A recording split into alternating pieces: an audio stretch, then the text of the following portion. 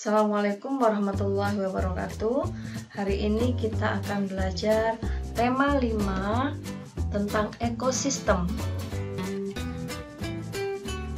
Pengertian ekosistem dan jenis makanan hewan. Hubungan timbal balik antara makhluk hidup dan lingkungannya disebut ekosistem. Ekosistem ada dua. Yang pertama, komponen biotik dan komponen abiotik. Komponen biotik itu berupa benda hidup dan komponen abiotik berupa benda tak hidup. Benda hidup contohnya bisa tumbuhan, hewan, manusia, itu komponen biotik. Sedangkan komponen abiotik batu, air, tanah, dan masih banyak yang lainnya. Jenis makanan hewan. Secara umum, jenis makanan hewan terbagi menjadi 3. Yang pertama, hewan pemakan tumbuhan disebut herbivor atau herbivora. Yang kedua, hewan pemakan daging atau hewan lain disebut karnivora. Contoh hewan pemakan daging adalah harimau, serigala, dan masih banyak yang lainnya, atau buaya. Selanjutnya, hewan pemakan tumbuhan dan daging disebut omnivor. Jadi hewan ini bisa memakan tumbuhan dan juga bisa memakan daging atau makan segala. Pengelompokan hewan berdasarkan jenis makanan. Herbivor atau herbivora. Hewan ini memiliki gigi seri dan gigi geraham. Kelompok hewan pemakan tumbuhan berupa daun, batang, buah, dan biji-bijian. Misalnya tupai. Omnivor, kelompok hewan pemakan tumbuhan maupun hewan lain. Giginya berupa gigi seri, ada gigi taring dan gigi geraham. Karnivora memiliki gigi taring. Hewan pemakan daging. Gigi taring ini berfungsi untuk mencabik-cabik mangsanya. Insektivor atau insektivora. Hewan insektivor memiliki lidah yang lengket dan panjang, jadi bisa untuk menangkap serangga. Jadi hewan ini termasuk hewan pemakan serangga. Nah, ini adalah contoh dari metamorfosis sempurna. Metamorfosis sempurna contohnya kupu-kupu, katak, lalat, nyamuk, dan masih banyak juga yang lainnya. Nah, apa sih metamorfosis sempurna itu? Metamorfosis sempurna merupakan hewan yang memiliki ciri dengan bentuk tubuh yang sangat berbeda antara bentuk telur saat menetas dan bentuk dewasanya. Jadi, hewan ini memiliki perbedaan fisik, perbedaan bentuk dari ketika masih telur, larva, pupa sampai dewasa selalu berbeda bentuknya. Nah, ini merupakan metamorfosis sempurna. Nah, prosesnya ini disebut daur hidup hewan dari masih kecil hingga dewasa. Nah, metamorfosis tidak sempurna dicirikan dengan bentuk tubuh hewan muda yang tidak berbeda dengan dewasanya. Jadi, hewan ini dari ketika dia lepas dari telurnya hingga dia dewasa bentuknya sama, hanya berbeda ukuran. Misalnya kecoa, dari kecil kecoa hingga kecoa dewasa bentuknya tetap sama. Jangkrik misalnya, belalang, dan masih banyak lainnya. Selanjutnya, ini adalah hewan kucing. Dari anak kucing, kucing muda hingga kucing dewasa bentuknya sama. Yang membedakan adalah ukurannya. Jadi, tidak semua hewan mengalami perubahan bentuk dan penambahan struktur tubuh. Ada hewan yang bentuk dan struktur tubuhnya sama saat masih muda sampai hewan tersebut dewasa. Nah, ini adalah rantai makanan. Contoh rantai makanan. Rantai makanan adalah rangkaian peristiwa makan dan dimakan antar makhluk hidup untuk kelangsungan hidupnya. Jadi peristiwa hewan satu dengan hewan yang lain atau dengan tumbuhan, proses makan dan dimakan antar makhluk hidup. Tujuannya apa? Untuk kelangsungan hidupnya, untuk bertahan hidup. Ada 3 peran makhluk hidup dalam rantai makanan. Yang pertama, produsen. Sebagai produsen. Produsen berarti yang pertama dimakan oleh makhluk hidup yang lain. Nah, makhluk hidup yang dapat membuat makanannya sendiri. Contohnya tumbuhan, ganggang itu dapat membuat makanannya sendiri. Dari mana tumbuhan memproses makanannya? Dengan bantuan sinar matahari yang disebut dengan fotosintesis. Jadi, produsen itu adalah makhluk hidup yang dapat membuat makanannya sendiri. Selanjutnya yaitu konsumen. Konsumen adalah makhluk hidup yang tidak dapat membuat makanannya sendiri. Jadi, contohnya hewan. Jadi, hewan itu memakan makhluk hidup yang lain. Jadi, hewan tidak dapat membuat makanannya sendiri. Selanjutnya, pengurai. Zat pengurai. Makhluk hidup yang menguraikan makhluk hidup yang telah mati. Jadi, dari produsen tumbuhan dimakan oleh konsumen, kemudian konsumennya mati, maka akan mengurai dengan bantuan bakteri.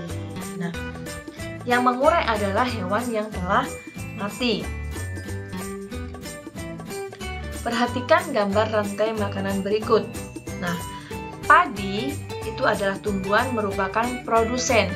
Padi dimakan ulat, ulat sebagai konsumen satu. Kemudian ulat dimakan oleh ayam, ayam sebagai konsumen 2. Ayam dimakan oleh elang, elang sebagai konsumen 3, dan akhirnya elang mati menjadi pengurai. Nah, jadi tanaman padi dimakan oleh ulat, ulat dimakan oleh ayam, kemudian ayam dimakan oleh elang. Saat mati, tubuh elang akan diurai oleh makhluk hidup pengurai seperti bakteri tanah, cacing tanah, dan jamur untuk dijadikan nutrisi bagi tumbuhan. Jadi semuanya berkelanjutan. Aliran energi dan siklus nutrien dalam rantai makanan. Tumbuhan mendapatkan energi dari matahari. Jadi energi matahari digunakan oleh tumbuhan untuk melakukan fotosintesis untuk pertumbuhan dan memproses makanannya. Kemudian dari tumbuhan itu energi panasnya dilepaskan ke lingkungan. Nah, dari tumbuhan sebagai produsen atau padi, ini kan tanaman padi, dimakan oleh burung. Burung sebagai konsumen satu. Nah, jadi energi yang ada pada tumbuhan tadi berpindah atau pada produsen berpindah ke konsumen. Nah, selanjutnya konsumen satu dimakan oleh konsumen 2. Misalnya burung ini dimakan oleh ular, maka dari konsumen ke konsumen berikutnya. Energi panas yang didapatkannya kembali ke lingkungan. Kemudian ular ini mati, terurai. Nah, jadi hewan konsumen 2, 3 atau 4 akan mati dan terurai dibantu oleh apa tadi? Bakteri, cacing tanah. Nah, energi panasnya dilepas ke lingkungan. Nah, kemudian nutrien dari pengurai tadi akan diserap oleh tumbuhan. Jadi semuanya ini berkesinambungan, berkelanjutan. Ini merupakan aliran energinya. Yang biru ini merupakan siklus nutriennya. Gitu ya. Oke, selanjutnya hubungan makhluk hidup dalam ekosistem. Coba perhatikan gambar ini. Ini adalah gambar pohon yang ada lebahnya. Lebah sedang mencari madu. Nah, bagaimana hubungan makhluk hidup dalam ekosistemnya? Simbiosis adalah hubungan timbal balik antara dua makhluk hidup dalam ekosistem yang sama. Jadi ini gambar tadi berhubungan antara bunga sebagai makhluk hidup dan belalang sebagai makhluk hidup, yaitu lebah sebagai makhluk hidup, yaitu hewan. Selanjutnya ini adalah hewan ikan hiu, merupakan simbiosis komensalisme, yaitu interaksi yang menguntungkan satu makhluk hidup, namun makhluk hidup lainnya tidak dirugikan dan tidak diuntungkan. Misalnya ikan yang besar ini memakan ikan yang kecil-kecil. Selanjutnya, simbiosis parasitisme, yaitu interaksi yang menguntungkan satu makhluk hidup dan merugikan makhluk hidup lainnya. Contohnya adalah nyamuk. Nyamuk menggigit manusia, menyedot darah manusia. Nah, nyamuk ini untung, dia dapat makan, tapi yang didapat manusia adalah bisa gatal, ataupun jika nyamuknya merupakan nyamuk Aedes aegypti betina, maka yang dihisap ini akan mengidap penyakit sakit demam berdarah. Nah, hubungan rantai makanan dengan jaring-jaring makanan ini adalah rantai makanan dari tumbuhan dimakan oleh tikus, atau tumbuhan daun-daunan dimakan oleh kelinci. Kemudian tikus atau kelinci tikus dimakan oleh burung, kelinci dimakan oleh serigala, dan begitu pun selanjutnya. Nah, kumpulan beberapa rantai makanan tersebut di dalam satu ekosistem dinamakan jaring-jaring makanan. Di dalam jaring-jaring makanan tersebut terdapat 7 rantai makanan yang saling berhubungan. Perhatikan 2 rantai makanan berikut. Nah, padi sebagai produsen dimakan oleh tikus sebagai konsumen 1. Ular dimakan atau konsumen 2 dimakan oleh burung elang. Sama halnya ini. Wortel sebagai produsen dimakan oleh kelinci. Kelinci konsumen 1 dimakan oleh serigala sebagai konsumen 2, dan serigala dimakan oleh harimau sebagai konsumen 3. Maka ketika harimau dan elang ini mati, maka akan mengurai dibantu dengan bakteri maupun cacing tanah. Pengaruh perubahan lingkungan terhadap keseimbangan ekosistem. Rantai makanan tidak akan terganggu selama semua komponen dari rantai makanan tersebut tetap berperan. Jadi, rantai makanan tidak akan terganggu selama semua komponen dari rantai makanan tersebut tetap berperan. Jika salah satu dari komponen rantai makanan tidak ada, maka komponen rantai makanan lainnya akan terganggu. Jika tidak ada produsen, maka konsumen 1 akan terganggu karena tidak ada yang dimakan. Jadi kita harus mencintai makhluk hidup, terutama pada tumbuh-tumbuhan, karena tumbuhan merupakan produsen. Faktor-faktor yang mempengaruhi keseimbangan ekosistem ini adalah bencana alam. Nah, berikut faktor-faktor yang dapat mempengaruhi keseimbangan ekosistem. Ini adalah contohnya tanah longsor.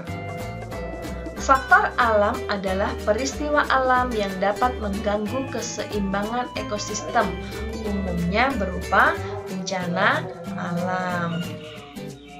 Nah, faktor-faktor yang mempengaruhi keseimbangan ekosistem lainnya yaitu aktivitas manusia, di mana kegiatan manusia dalam memanfaatkan sumber daya alam yang dapat mengganggu keseimbangan ekosistem dengan cara ketika menebang pohon.